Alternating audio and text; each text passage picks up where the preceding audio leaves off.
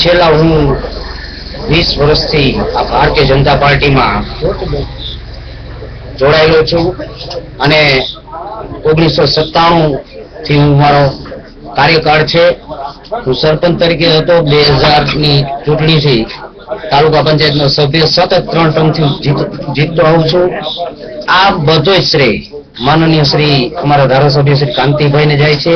અને અત્યારે જ્યારે 2012 ની ચૂંટણીના પડઘમ વાગ્યા છે ત્યારે અમે અમારા ધારાસભ્ય શ્રી કાંતિભાઈ સાથે છેલ્લા 3 દિવસથી હું આ પ્રવાસમાં ઓછામાં ઓછી 35 જેવી ગાડીઓના કાફલા સાથે અન્ય સ્થળે અમે હરેક ગામડે ગામડે ફરી અને પ્રચાર અર્થે નીકળ્યા છીએ.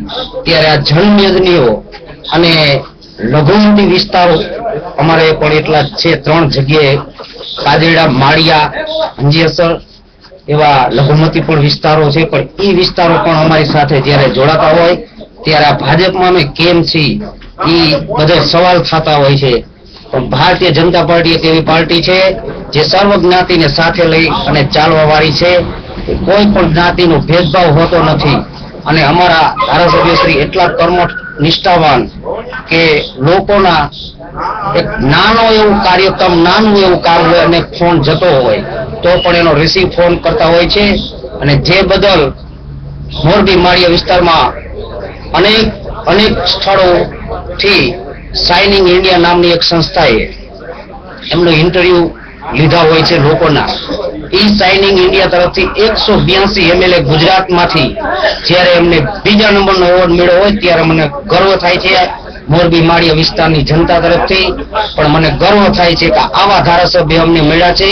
એને જંગી બહુમતીથી અમે ચૂંટશું એવો નિર્ધાર અત્યારથી અમે નક્કી કરી લીધો છે. જ્યારે નામાંકન પત્ર ભર્યું ત્યારે 20,000 માણસની મેદની એમના ગામથી જેત પરથી નીકળી હતી. ત્યારે જ એનો નિશ્ચય થઈ ગયો હતો કે આ વિજય સંઘર્ષ ચાલી રહ્યો છે. આ ચૂંટણી માટે અમારે મત માંગવાની જરૂર જ નથી. અમારા એવા કાર્યકરોની ફોજ છે અને આવા નિષ્ઠાવાન, કાર્યવાન એવા માનનીય ધારાસભ્ય શ્રી ને હું ખૂબ ખૂબ અભિનંદન અત્યારથી જ આપી દઉં છું.